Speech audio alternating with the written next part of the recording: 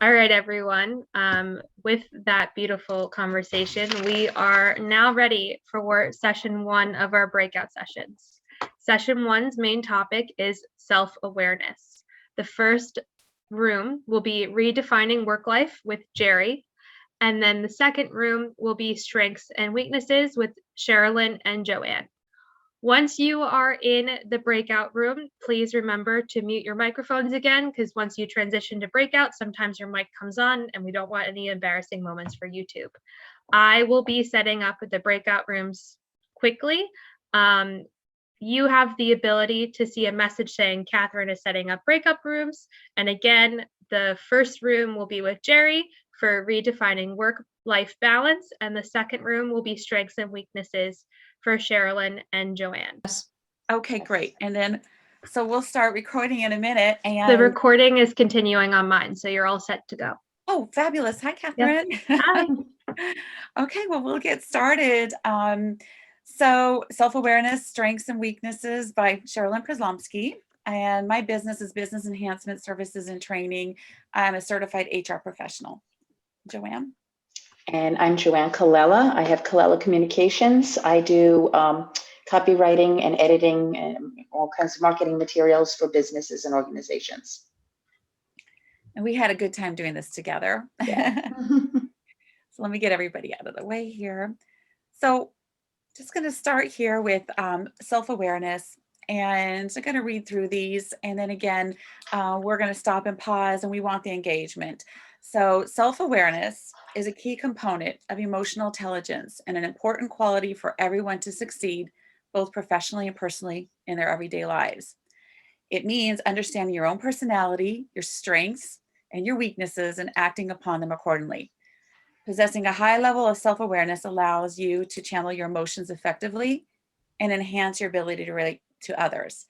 Some people are seemingly born with this type of high emotional intelligence, or people smarts, as we say, while others may benefit from training in that area to learn these skills. And I think that we heard that in our keynote speaker, Patricia, earlier. So that was a great point. I'm going to let Joanne go into the next one here. Wait a second.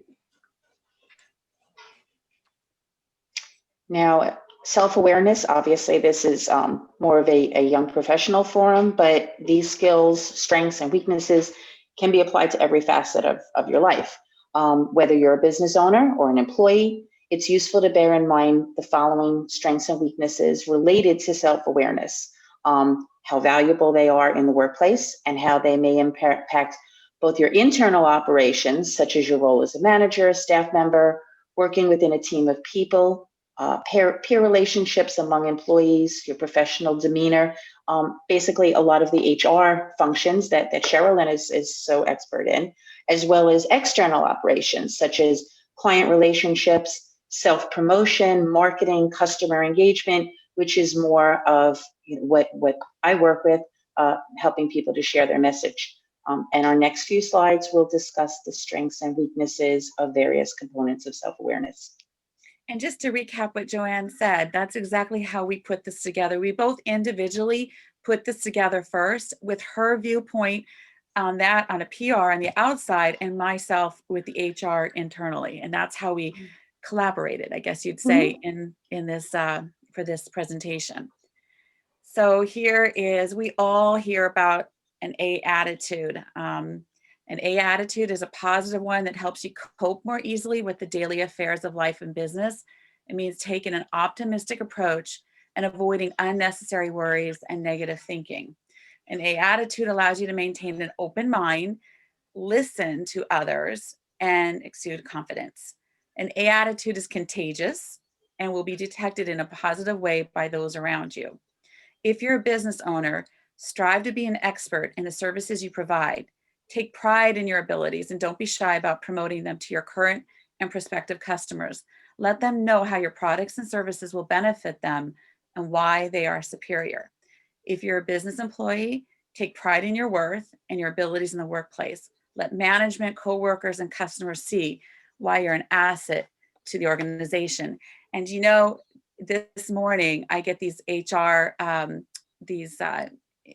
emails with these articles. And this morning what came out was the CEO of the Colony Group. It's a Boston-based asset management company, talking about attitude and just how every life event happens to us is an invitation to ask ourselves if we are able to adapt and evolve. And optimism, they found in that study to be really apparent there. So Joanne, you want to jump in here?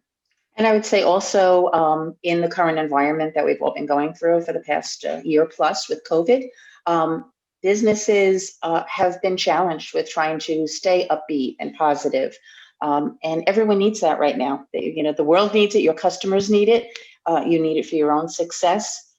So now that things hopefully are starting to turn around, bear that in mind with your marketing. Go out there with a positive message and let people know what you are able to do with them, even under these tough circumstances. Exactly. And always listen to your employees. They have a lot of expert information for you. Go ahead, Joanne. Okay. So I guess the counter of that strength would be the weakness of do not expect if you cannot deliver. Do not expect things from others if you can't deliver on your end in return. A confident A attitude, like we just discussed, is a good thing, but overconfidence is not. Do not oversell your abilities and promise more than you're capable of doing. The old notion of an under-promise and over-deliver. Learn when to say no. Don't fall victim to the notion of if you build it, they will come. That's not necessarily true. Just having a business is not enough. You need to hone your skills, your expertise, offer quality products and reliable services, and create awareness about them. Don't overlook the importance of giving back to your customers, colleagues, the community. It will all come back to you in the long run. So it's a good thing to have that A attitude, but don't have a cocky attitude either. Remain humble in whatever you do, whether you're owning a business or you're working for a business. Isn't that key? And remain humble. And I know there's a lot of people on this and our breakout session that are very giving back. I'm looking at many of them. So have an open mind to options. You may be accustomed to conducting a certain style of business, targeting a particular kind of customer or promoting yourself in certain ways, but it's important to remain open to other options. Don't hesitate to explore updated or more efficient ways of doing things. Seek feedback from your clients and staff members. Reach out to different groups of customers that can use your services, or make use of diverse resources. Create new opportunities by incorporating other people's ideas, as well as new ideas of your own. Remember that there's more than one right way. It may not always be yours, not matter how much you love your own idea. And as far as, again, going back to the notion of marketing, there's been such an explosion of different ways for a business to market themselves. Sometimes, if you're used to just doing direct mail, learn to embrace social media, learn to reach out to different target audiences. You might only have pursued a particular kind of client, but there may be others out there who need you in ways that you never even thought of before.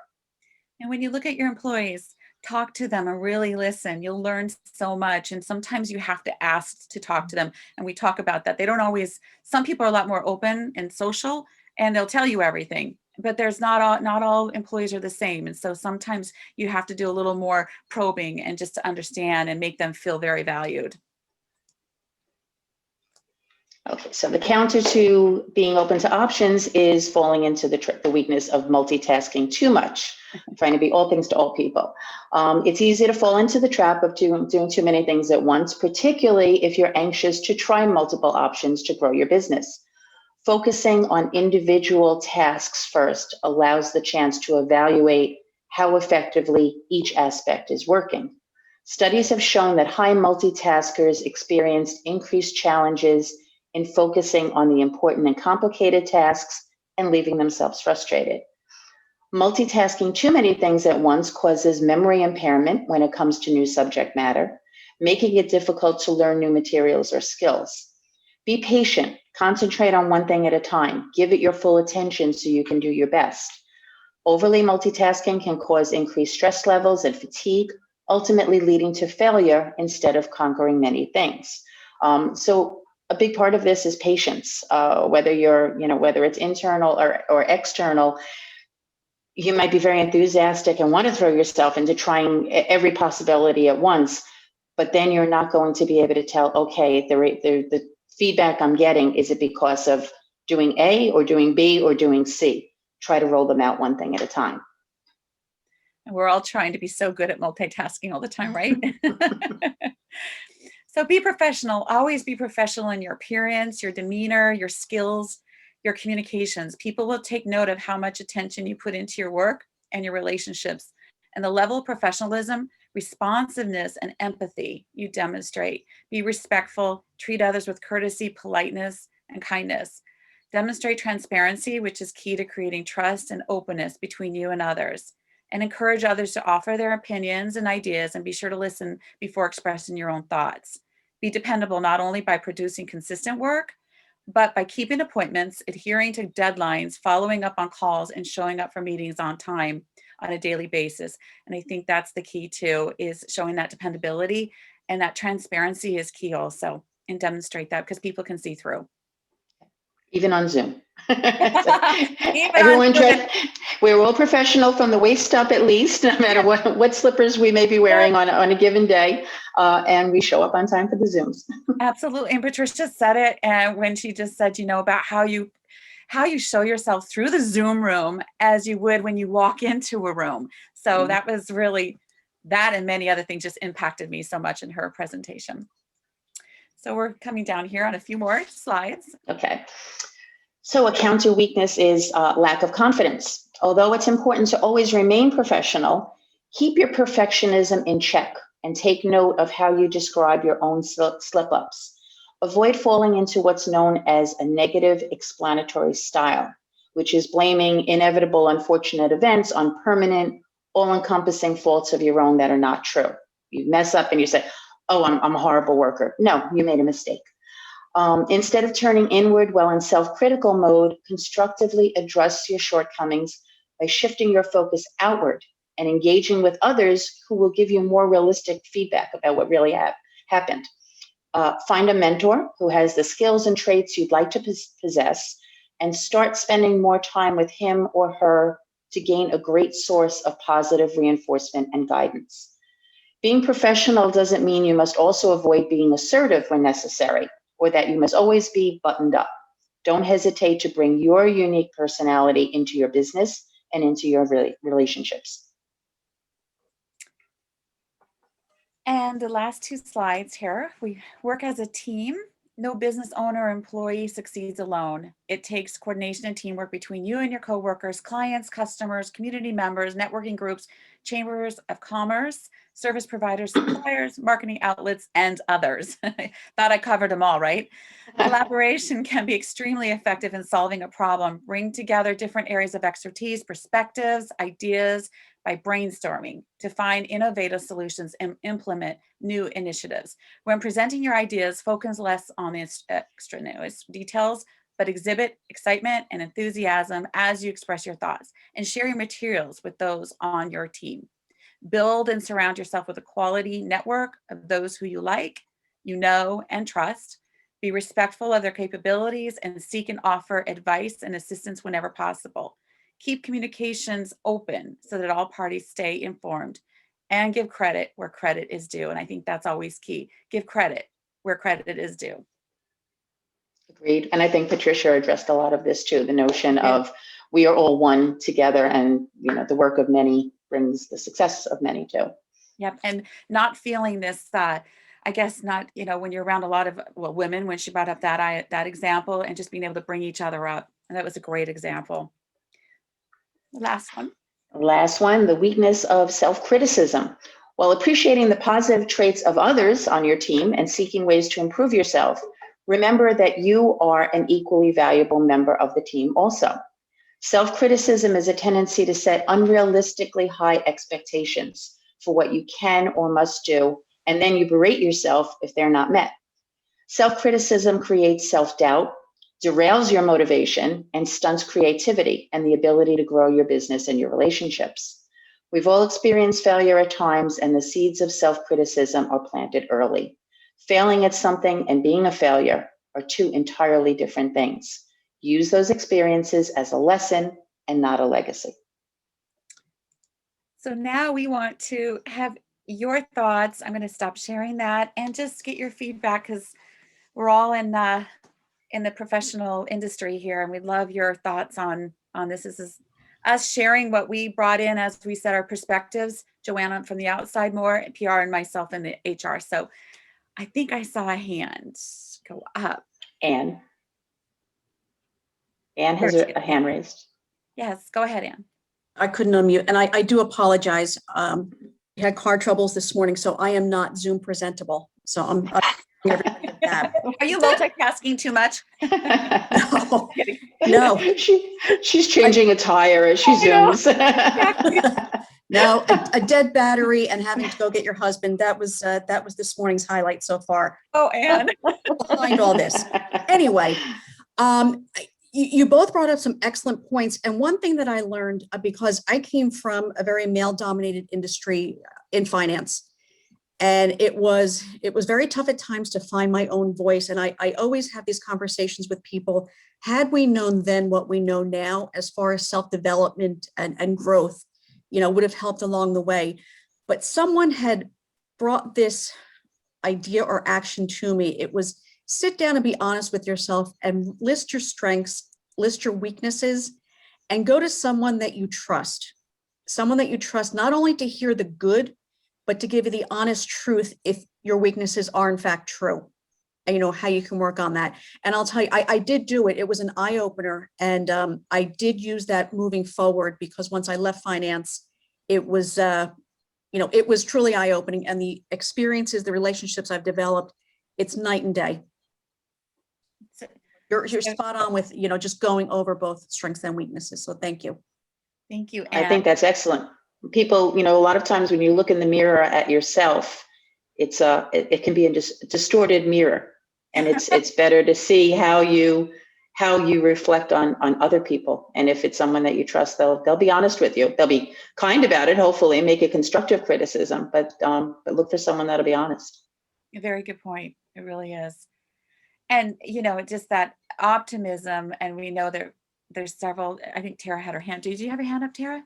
I just real quickly, I wanted to say you ladies did an awesome job, and I know we're going to be cut off soon. I really liked the collaboration, having two speakers. It kept me very interested on this morning. The quick question I guess I had, or maybe just something I witnessed on myself, is, you brought up being happy, learn how to say no. And that was something I've really been trying to work on, saying no. But I will tell you, I've said no for a little bit, trying to focus more on my business, and I'm not happy. I guess I like multitasking. I don't know. And I find the more I am generous with folks, I get more business. It's like good karma. So I'm not really sure. Maybe I should have been on Jerry's too. I really wish I could have split myself. I agree. Jerry has amazing stuff too. So I know. And we have like 3 more minutes, 3 more hands up, but it's a very good point. So let's see. I think Ryan was first, then Devin, and then Bonnie. We got like 3 minutes. So real quick, if you're dealing with somebody that is always like putting themselves down, or like really self-criticizes a lot, how do you address that as a leader? The self-criticism, I'll just jump in really fast. I mean, listen, I have to be very honest and transparent. I'm one of the first that will criticize myself. And I'm learning as I get older and older that I've had people tell me, and one of them I think is in this room, and says, stop criticizing yourself so much. You just have to stop and look back and inward. I'm saying, what do I have to give to people? And that's one of the things I'm stopping and saying, what do I have to offer? I've got skills. That's what I'm learning. But Joanne? And I think if you're the employer of someone like that, if you're a good leader, you will point out to that employee what their good qualities are. Because if someone's having difficulty seeing that in themselves, they need someone to lift them up and congratulate them and thank them for their good efforts. But just keep that in mind for yourself, because you have so much to offer. So let's see, it was Devin, Yes. and then Hi, yes. Bonnie. Thank you so much, ladies, to both of you. This was a really good presentation. I like that you came at it with the two different viewpoints. I think that it was a well-rounded presentation. I did want to say also, sometimes I do feel like when you do receive feedback and it's criticism and it's constructive criticism, I think not only is it hard to listen to it sometimes, but then also how to, now what do you do with it? You know, now that I've heard this feedback, you know, how do I go about changing it? Because I've definitely realized within some of the things that I do, it's like you have to be intentional every single time, like especially when you catch yourself in the middle of, okay, do I want to make this decision? Instant gratification versus, you know, will this better me in the long run? So I think that's been something that I've been dealing with. And the other comment, Tara, with multitasking, sometimes, and I don't know if this is you, but sometimes when you're not constantly multitasking, doing a bunch of different things, sometimes it feels like when you take that step back that you're not doing enough. So being able Yes. to adjust between like, what is a healthy amount of multitasking? Yes, exactly. I agree. And as you said, I think I'm going to just grab Bonnie really fast, but you know, it just, again, I think we only have another minute, but I want to, let me just grab Bonnie, but you had a very good point on that, what you were saying too. So, did you, Devin, I'm sorry, like all of a sudden I see the reminders coming. It's a little, so Bonnie. Like being at the Oscars. I know, jump on real quick and I might come back to Devin on a thought on that. You're muted, Bonnie. No, go back to Deb and finish that. That's very important. Okay, go. Okay, go ahead, Joanne. You want to mention anything first, and then I'll. Well, I would just say that that's a good point, and I think, you know, because this is all about leadership. If someone's going to be a good leader and they're going to be giving positive or negative feedback to an employee, they should take it the extra step and be able to point that employee in a direction, whether it's through videos or motivational sessions like this, or reading materials, videos. You know, don't leave them hanging, and be able to give them suggestions on, okay, here's how you can improve. Give them the resources. That's exactly it. And just to wrap it up, that's, you know, sometimes when you, as a leader, and I do management training, one of the things you want to do is you don't just give the feedback and then just leave them hanging. Give them some type of program, or not a program, but some type of goal setting, and help them and coach them. So I think that's it. Benchmarks. Yes, I think we're going back in. Catherine, Bonnie, if you can ask the question real quick, and then if worse comes to worse, we can chat each other. Catherine, it wasn't a question. I just want to say the basic that they put out here was awesome, but it's respect, listen. Everybody has something to offer. And when people are going out in the professional world, respect and listen to other people and treat them the way you want to be treated. so true. Great job, ladies. always. Round of applause.